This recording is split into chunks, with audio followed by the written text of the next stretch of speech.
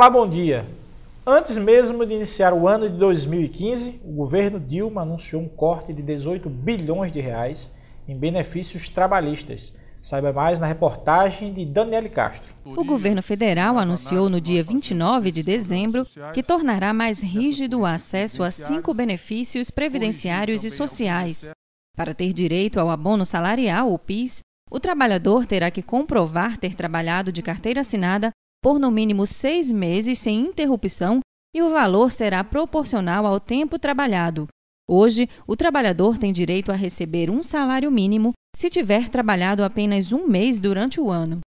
Já o seguro-desemprego, para receber o benefício pela primeira vez, serão necessários 1 ano e meio de trabalho com carteira assinada. Hoje são apenas 6 meses. Para a segunda solicitação, a exigência de tempo de trabalho cai para 1 ano e na terceira solicitação do benefício para 6 meses. Para receber o seguro-defeso, o pescador terá que comprovar ter 3 anos de trabalho a partir do registro de pescador. Além disso, terá que ter contribuído com a Previdência por 1 ano e não poderá acumular outros benefícios. No auxílio-doença, a empresa pagará os primeiros 30 dias que o funcionário ficar afastado. Atualmente, a Previdência paga a partir do 16º dia. O governo também alterou as regras para a pensão por morte, mas elas só valerão para os benefícios concedidos a partir de agora. Nada muda para quem já recebe o benefício. Para a família ter direito à pensão por morte, será exigido 2 anos de casamento ou união estável. Hoje não há limite. Além disso, o tempo de contribuição à Previdência tem que ser de no mínimo 2 anos, e o benefício vitalício só será concedido para quem se tornar pensionista a partir dos 44 anos. O valor do benefício cai para metade do salário, mais 10% por cada dependente. Nós partimos dessas mudanças estudando o que é feito internacionalmente, vendo alguns excessos e algumas distorções que as nossas auditorias estavam identificando. Isso aqui são medidas provisórias que irão ao Congresso Nacional para serem debatidas democraticamente e aprovadas, espero. Como vimos no VT, essa medida atinge diretamente os trabalhadores, dificultando o seu acesso aos benefícios sociais. O Diálogo Plural de hoje vai conversar sobre o assunto com Juari Chagas, diretor de Estudos Socioeconômicos do Sindibancários RN e representante da CSP com lutas no Rio Grande do Norte. E contamos ainda com a participação de José Rebouças, coordenador-geral do Sinteste RN. Bom dia, Juari. Bom dia, Rebouças. Bom dia. Bom dia. Digamos que a festa da passagem de ano não foi tão boa para os trabalhadores.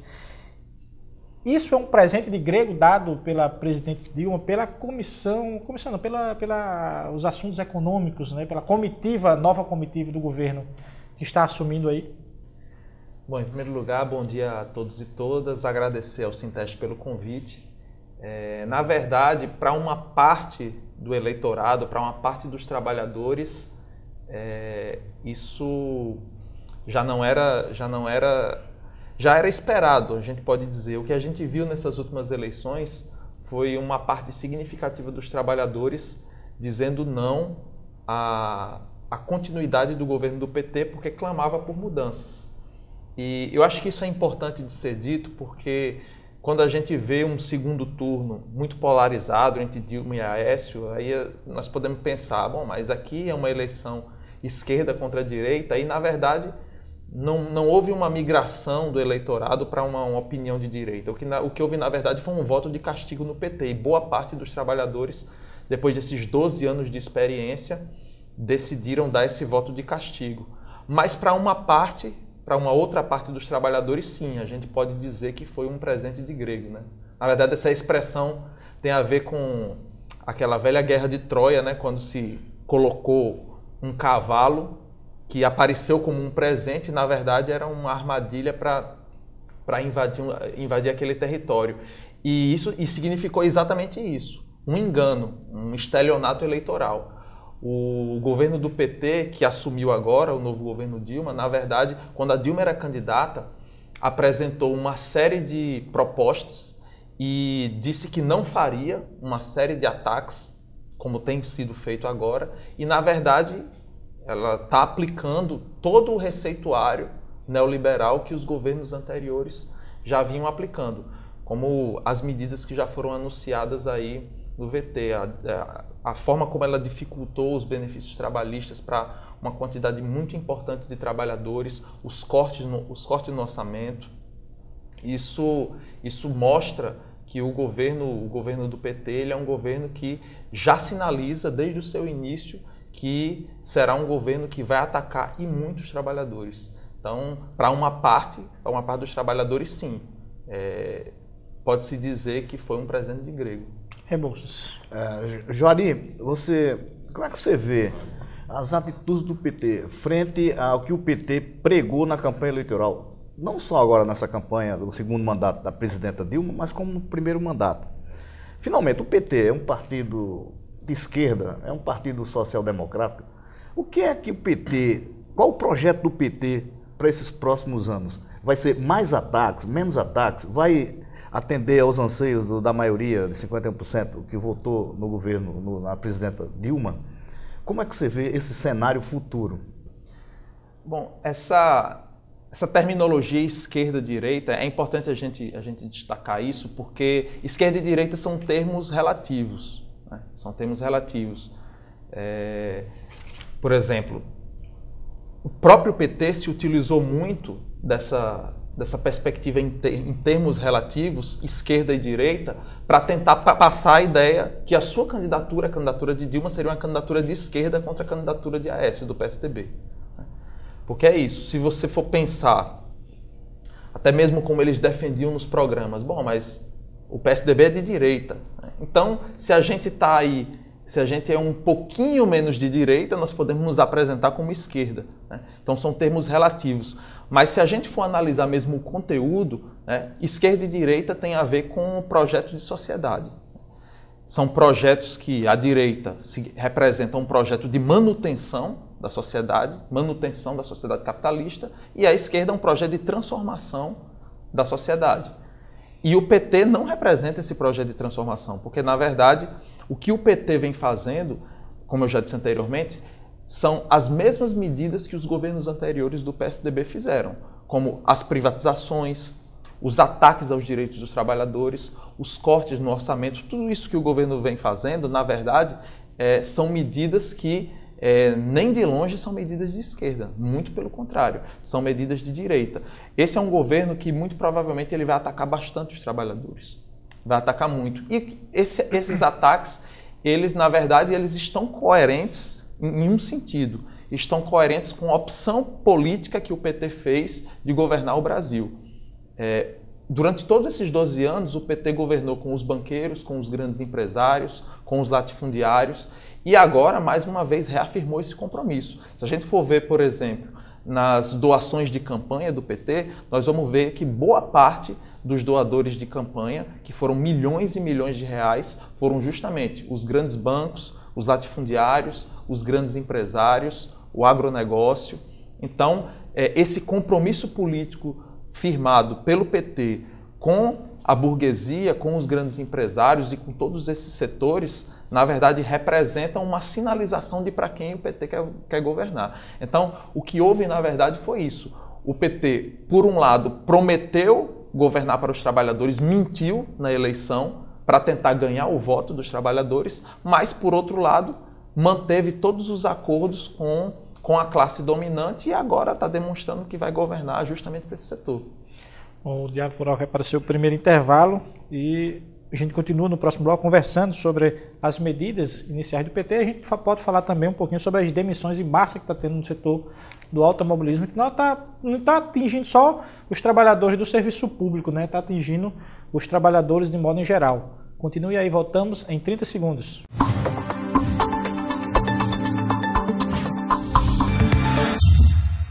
Voltamos com o programa Diálogo Plural de hoje, que conversa sobre os cortes que o governo Dilma vem fazendo com Juari Chagas e José Rebouças, coordenador-geral do Sinteste-RN.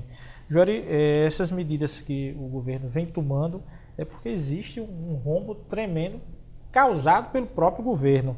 Essas medidas foram necessárias, seriam necessárias ou teria outra forma de se atingi-las, mesmo ele tendo causado esse rombo enorme?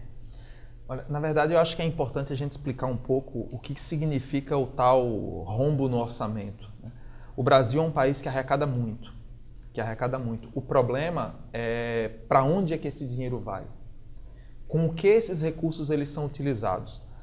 Existe um estudo, que é um estudo muito sério da Auditoria Cidadã da Dívida, que indica, que apresenta um dado que é um dado que eu acho que revela muito bem a situação da utilização dos recursos públicos no Brasil. Mais de 42%, algo entre 42% e 46% dos recursos públicos nacionais, eles são direcionados para pagar juros e amortização da dívida externa.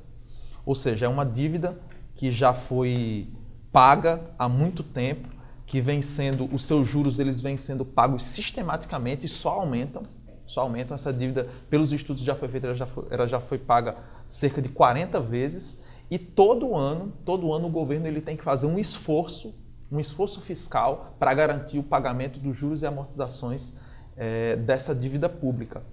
O superávit primário, que a gente escuta tanto falar nos noticiários, na economia, se a gente puder explicar de uma forma simples, ele significa isso. Significa o esforço fiscal que o governo faz para garantir o pagamento desses juros e amortização. E num país em que se utiliza quase metade do orçamento para enviar para banqueiro, é claro que não vai ter investimento em saúde, não vai ter investimento em educação, não vai ter investimento em transporte. Então, o que o governo Dilma, o que o governo do PT nesse momento faz é justamente acena para os grandes empresários, para os banqueiros, para os grandes especuladores, acena o seguinte, que estão garantidos todos os recursos que vocês precisam para que a gente siga pagando essa bolsa banqueiro. O Brasil vive uma agiotagem oficial, digamos assim. Exatamente, que é uma agiotagem oficial. E isso é péssimo para os trabalhadores, porque é exatamente por isso que não se tem recursos para investir nos serviços públicos, em políticas de interesse dos trabalhadores. E, por outro lado, cada vez que existe um momento em que os grandes empresários eles apontam a necessidade de aumentar a sua lucratividade, ou mesmo nos momentos como a gente vive agora, num momento de crise econômica, em que eles reduzem os investimentos, o que é que o governo ele faz para tentar garantir esses investimentos externos? Ele emite mais papéis da dívida pública para tentar atrair os investidores, para tentar captar os recursos, e na medida em que emite esses títulos da dívida pública, cada vez vai endividando mais e cada vez esse esforço para garantir o pagamento dos juros e amortização da dívida, ele vai sendo maior. E isso vai prejudicando as áreas sociais e vai justificando esse discurso do governo de que é necessário arrochar cada vez mais, que é necessário atacar os trabalhadores, que é necessário retirar direitos históricos. Então, tudo isso que a gente está vendo agora, corte no orçamento, a forma como o governo mexeu em direitos históricos dos trabalhadores, como o seguro-desemprego, a pensão por morte, na verdade significa isso, significa o compromisso do PT em garantir o funcionamento de toda essa lógica. Rebouças.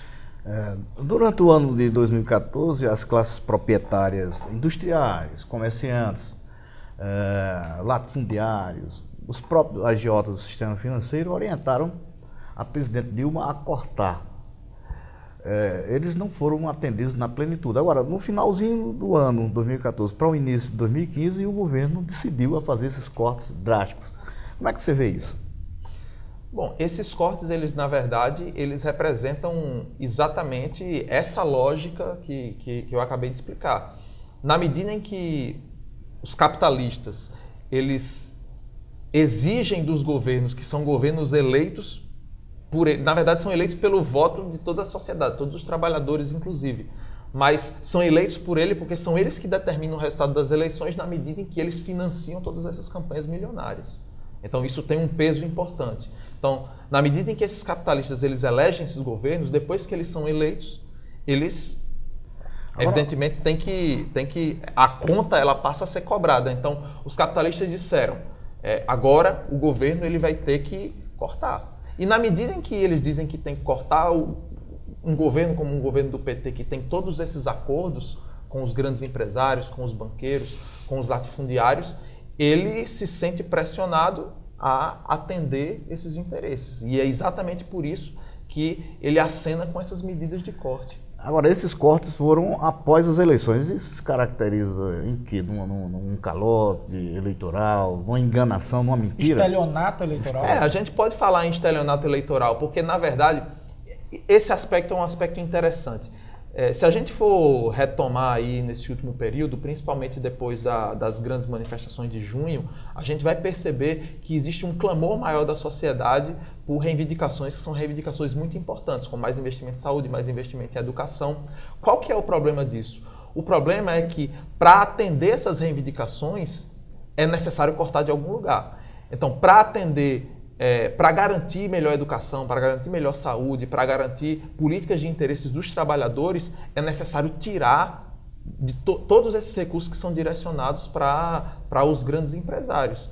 E como foi que o governo do PT venceu as eleições? Foi dizendo, eu vou fazer o que vocês querem. Só que para fazer o que os trabalhadores querem, é necessário tirar do outro lado. E aí agora ele não vai tirar do outro lado porque já fez todos os acordos políticos com os grandes capitalistas. Então a gente pode falar sim em estelionato eleitoral. Porque na verdade o governo do PT mentiu para os trabalhadores. Quando nós temos apenas 2 minutinhos para terminar esse bloco, mas quando se vê esses cortes no orçamento, essas dificuldades de pagamento dos juros da dívida, e a gente enxerga um escândalo bilionário da Petrobras, isso é um paradoxo de um governo que se corta de um lado, atinge os trabalhadores em detrimento, como se colocou aqui, para os empresários, para os empreiteiros, para os diretores da Petrobras, para os apadrinhados de um sistema, tem dinheiro de sobra.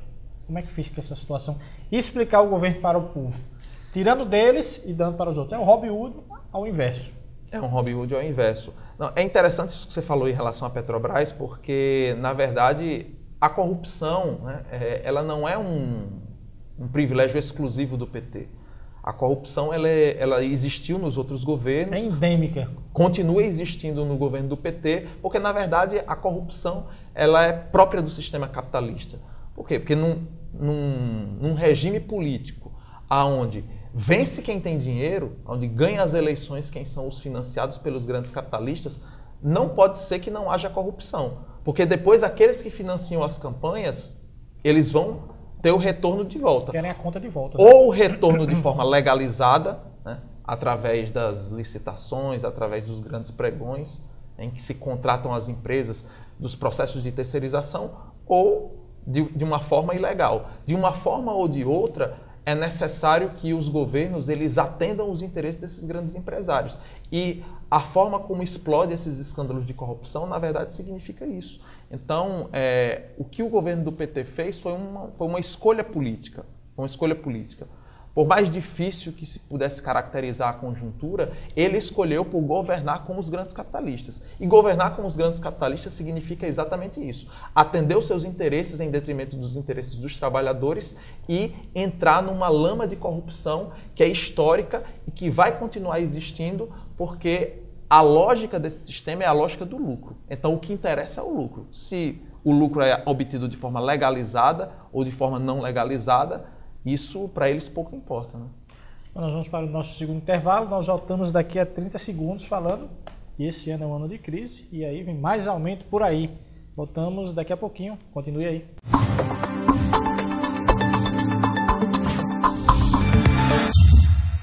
Estamos de volta com o Diálogo Plural de hoje, com a presença de Juari Chagas, representante da CSP com Lutas e diretor do Sindibancários RN, que nos fala sobre as mudanças que o governo federal está fazendo para cortar gastos. E temos também a participação de José Rebouças, que é coordenador-geral do Sinteste RN. Juari, o governo, além de cortar, já está sinalizando aí com alguns aumentos, principalmente na energia, para os consumidores pagarem. Como é que fica essa situação? Esse também foi um outro aspecto do estelionato eleitoral, né? O governo, a Dilma, durante a campanha, e antes de assumir agora esse segundo mandato, ela disse que era terrorismo falar em tarifaço. E o que está acontecendo agora, com poucos dias de governo, na verdade é o início de um tarifaço, porque sinaliza aumento da energia elétrica, já se aumentou a gasolina ela já foi aumentada, e o mais provável é que aumentem também outros itens e outros serviços. Isso é um absurdo, porque, por exemplo, se a gente for pegar o exemplo das empresas elétricas, nós vamos ver que o governo ele privatizou a maioria, os governos ao longo da história, privatizou a maioria das empresas elétricas no Brasil.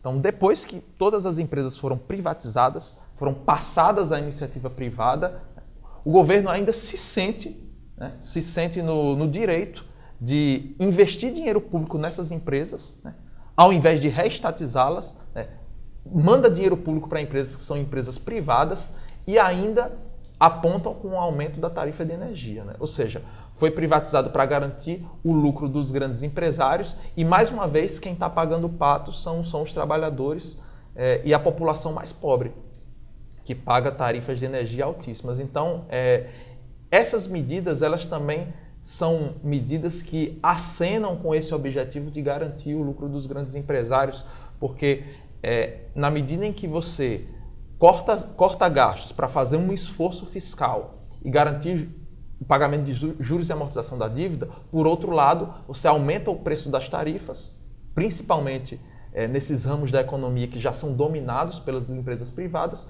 e com isso você aumenta a margem de lucro dessas empresas. Então é uma forma que o governo encontra também através das isenções fiscais. A gente viu aí durante muito tempo o governo diminuir o IPI para garantir o pagamento e os lucros das empresas automobilísticas, e agora estão demitindo.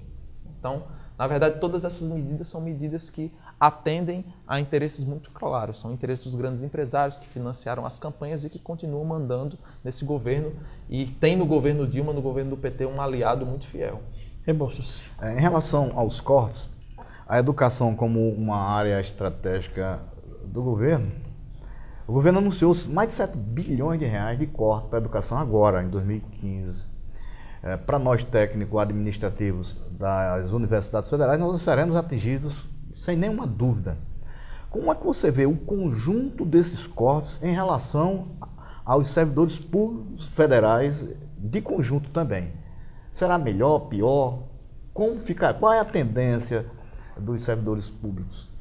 No momento de crise, Rebouças, para garantir a manutenção da lucratividade desses grandes empresários, que são aliados do governo, é necessário tirar de algum lugar. E o governo ele já escolheu de onde tirar. São dos serviços públicos e das políticas sociais que atendem aos interesses dos trabalhadores. Contraditoriamente, apesar do discurso de posse de Dilma, ela se apresentar como um governo que vai investir bastante na educação, falou até em pátria educadora, mas a pasta da educação foi a pasta que sofreu o maior corte, 7 bilhões de reais.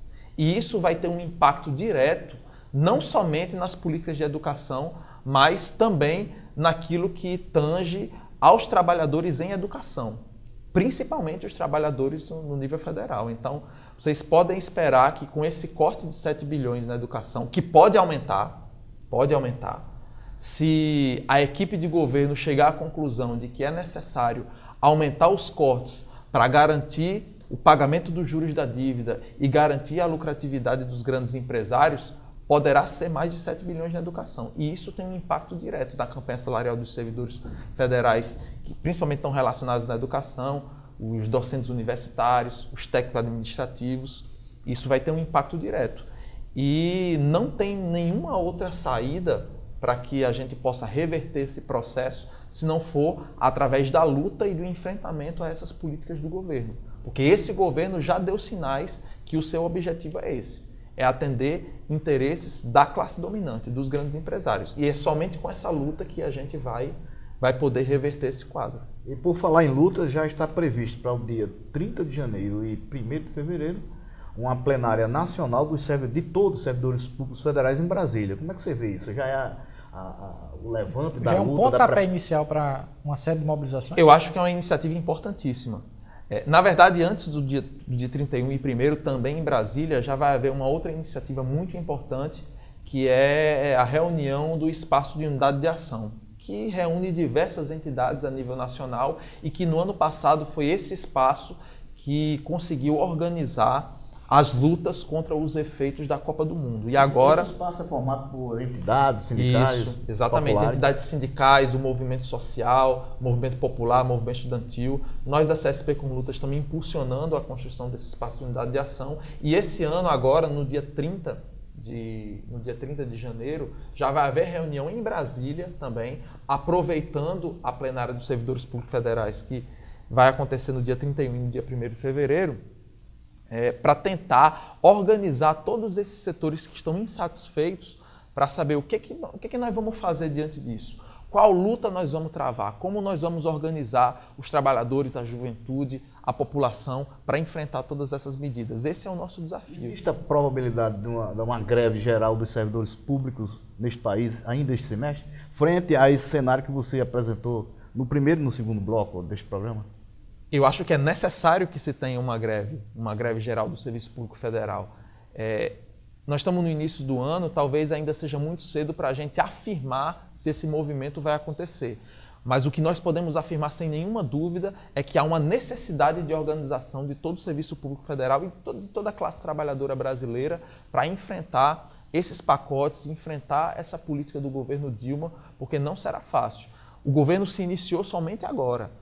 As medidas já vieram e se não houver nenhuma mobilização, se não houver luta, se não houver organização da classe trabalhadora, essas medidas elas tendem a piorar muito mais. Porque nós queremos um governo dos trabalhadores, um governo dos trabalhadores de verdade. Não esse governo que tem a cara de trabalhador, mas que na verdade governa com os grandes capitalistas. Juarez Chagas, representante da CSP com Lutas e diretor do Sindicato Bancários da RINA, obrigado pela sua presença aqui no Diálogo Rural. Eu que agradeço, estamos sempre à disposição para o convite, para o chamado de vocês e reforçando mais uma vez a importância da participação nesses espaços. José Rebouças, coordenador-geral do Sinteste RN, obrigado pela sua presença aqui no Diálogo Rural. Nós é quem agradecemos.